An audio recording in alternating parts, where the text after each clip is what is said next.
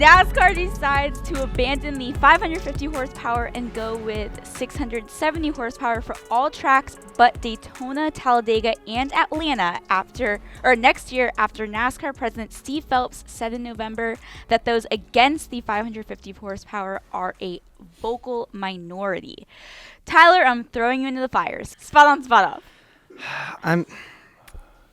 He doesn't want a secret fine. That's tough for, do you remember the question? That's tough for me to say spot on. Yeah, you don't like fines, right? I was not there at the meeting. Somebody crashed their car Wednesday and was supposed to stick around for the meeting that they had after the test, and I wasn't there for it. So I should have been there, part of those conversations, and I missed all of it. You can go to our. You can just go to our next meeting on Tuesday. I don't know. I guess me personally, I have to say spot off just because I think there are some mile-and-a-half tracks that we have. Kentucky was one of them. Texas is one of them, where I think the 550 package, I mean, I hate to say it, but I think it's probably the better package than low downforce. Who the invited this guy? I know. Well, look, hey, I've always been the high horsepower guy, and I mean, it's kind of weird after going through this and doing this test to actually kind of feel like, man, there might be a couple tracks where 550 might be the best race for the fans. And why is that? Just because you feel like we can stay packed up more, or? Yeah, honestly. I mean, there's a couple situations where, a couple of the packages that we did go through on Friday where I truly felt like what we ran on Wednesday was closer together. It's crazy for me to even think and say because I've always been a proponent of high horsepower, no downforce. So you want the ARCA cars to be faster than the Cup cars at some of these racetracks? Honestly, no, but that's what you're telling me. Dude, you're driving me bananas right now. Want that. I honestly don't, but I want to put on a good show for the fans, and I think there's a couple tracks that we have that high downforce is going to be better. We were just talking about chesticles. I know. You got to have big chesticles to drive high horsepower cars. So you're telling me Freddie would be fast? Look, there's a lot of tracks. There's a lot of tracks where more horsepower and less downforce is exactly what we need. I don't know. I think there's a couple that maybe 550 could have worked out. But should have never gave him a shot. He's drunk. Judging from the last week's test, Tyler probably wants 350. Okay. I mean, when we were Atlanta this soon? year, I mean, what? No. When we were Atlanta this year and last year when I got in the 550 car, it was the most frustrating thing in the world. When I've just known when you exit turn 4 at Atlanta and you just miss the line, you're on ice. You're just praying you don't hit the wall. You're just like on ice, no rear grip, nothing. Yeah. And we got in the 550 cars, you'd miss the line, you'd shimmy up, but you're still in the gas because the thing's almost glued to the ground. When it would yaw out too far, it would almost bog itself down. It's and also, there's guys off of Ford Atlanta that never chase it to the wall and just burn their stuff up too. Me. So, me. TJ, what do you think? Or they run the fourth lane. Spot on, spot off. I mean, I don't think there's ever been a show where I want 900 horsepower. I mean, I want 900 horsepower with half the spoiler they got right now because I want to watch Tyler go out there and them guys drive that stuff. So I think I like seeing them turn the car to throttle. I like seeing things like that. So I don't know. I'm a big advocate of more horsepower, the better. I mean, I feel like this is the first time in the history of the world that anybody's preferred 4 inches over 6. But I mean, and you might be even looking for 2. There's no inside joke. It's the motion of the ocean. It's not the size of the boat. I'm talking about spoilers. What the fuck are you talking about? Same thing you are. Santa Claus hats. Spot on for the fact that they listen to our show. I mean, I'm sorry.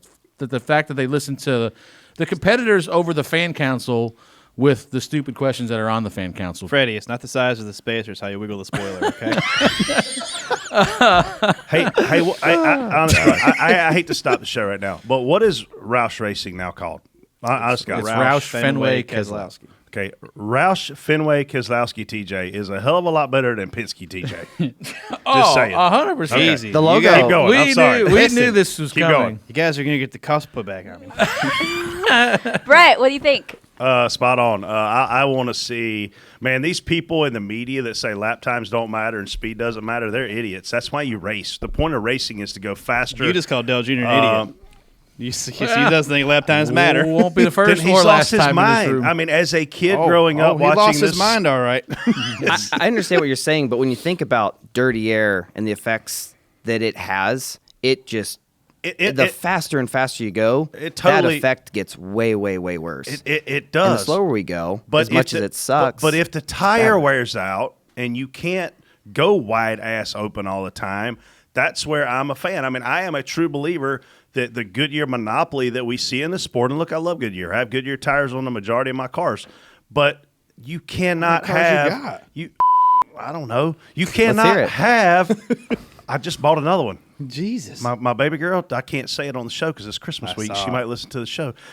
She knows now. But I'm telling you right now, you cannot have ARCA cars going faster than Cup cars. You cannot have a track record at Charlotte Motor Speedway be a 28-second lap, and then you're coming back to put on a 32-second lap show.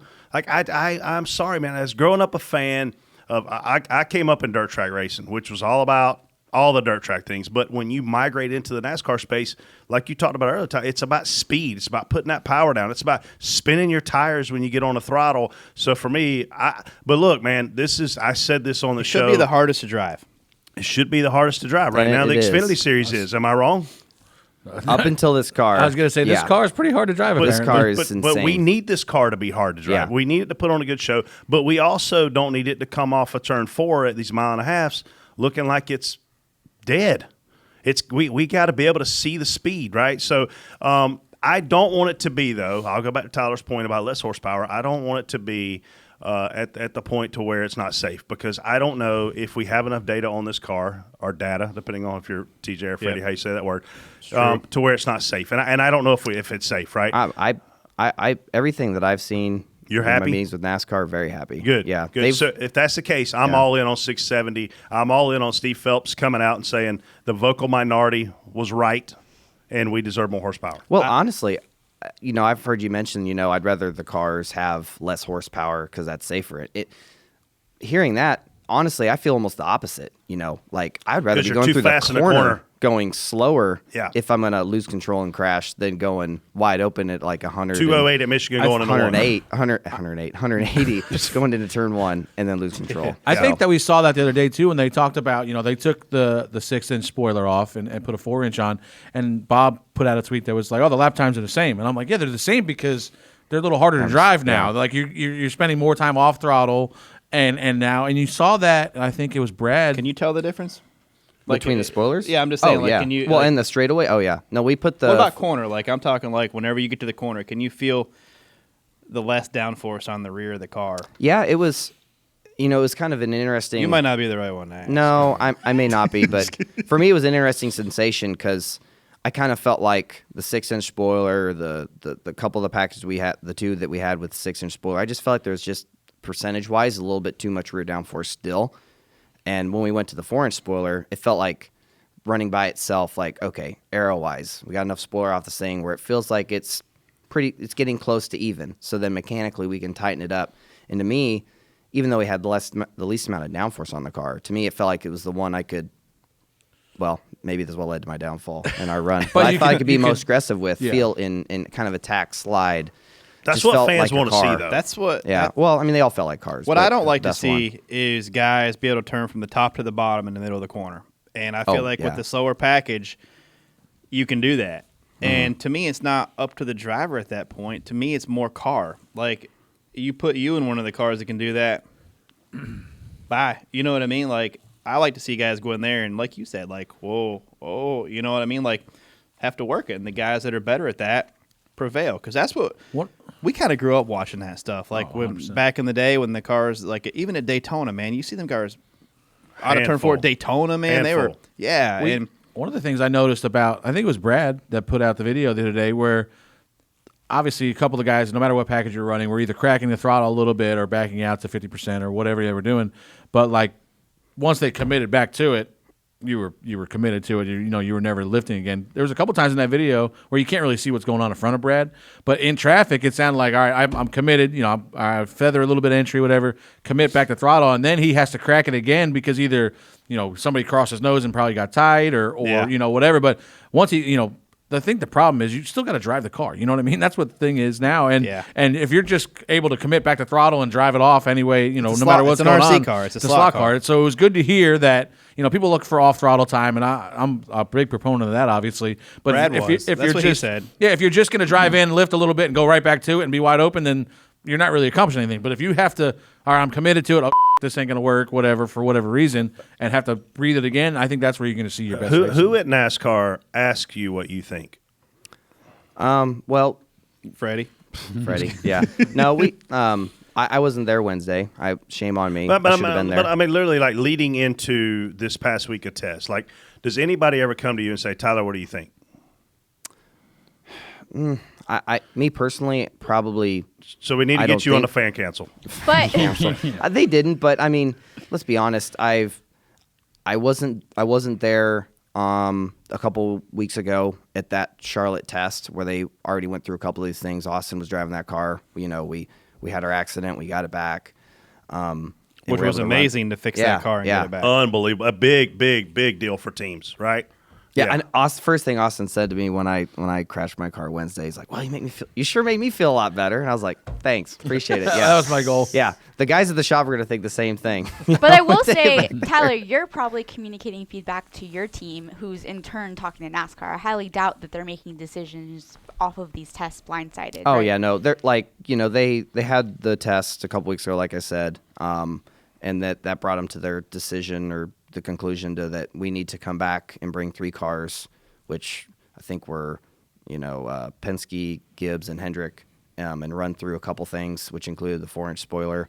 So they're definitely talking to the teams about this because, they do believe that the teams have the best engineers, the smartest brains. Like, instead of trying to fix this on our own, let's get them involved because, genuinely, I'm as a driver, I want to, I want to put myself in the car that I might be the fastest in, right?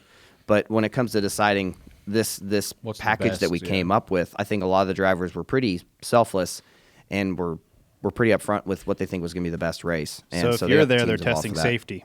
Yes, you ran. Much. Yeah, you ran all the packages from the last week, right? I assume 550 with.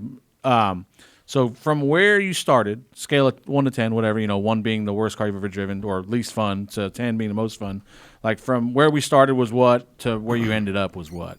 Yeah, I'd say the last one was my number one of the 4 packages that we did. This is what's weird, but the 550, in my opinion, was number 2, and that's just because where we're kind of in the weird middle ground. It felt like with the 6-inch spoiler, whether it was. I think we had a 6-inch spoiler with a taller shark fin, maybe with a spoiler offset, and then we had one that was just 6-inch spoiler, none of that stuff. The one that had more, the taller shark fin, it kind of reminded me of somewhat of like truck racing or the old cup racing would be, to where the car's just going to get you don't have enough downforce to, I guess, run wide open for a very long time, so balance matters from lap 1. But the cars just seemingly get tighter and tighter and tighter because there's just too much on the rear of the cars. And that was the run, I think, where I got to second and then crashed behind you guys. Yeah. It was just a game of chasing the track to the top of the speedway. And then from there it was just going to be, I felt like it was going to turn into a single file, just rodeo around the top because cars got too tight with where they were at. So for me, the 550 was second best because you could run really close, get really good runs. The runs down the straightaways to me are way bigger than what we had with the old car. You don't push with a car the spoiler away or without. There's no bubble. Yeah, there's no bubble. I didn't notice a bubble at all. Like the run carried all the way to the car. Yeah. I saw one video. I don't know who it was. It was out front, and then you and somebody else were second and third, and you guys it looked like you guys could work together and just hawk that first car down like very easily. Like I think I forget who it was leading, but it was you. I think you were third and just pushing On the Wednesday guy. or Friday? I don't know what day it was. I was on vacation. I mean, I pushed Brad. I think it was 2 Brad. straight. I pushed Austin. This is weird to even say. Austin in the 2, and then Brad in the 6. I think in I the thought same we had run a there. pretty good little run there a couple times on Friday. I thought it was. I think the last package to me looked the best, but they looked like they had their hands full the most on that last run. Mm-hmm. But I did. I know I saw.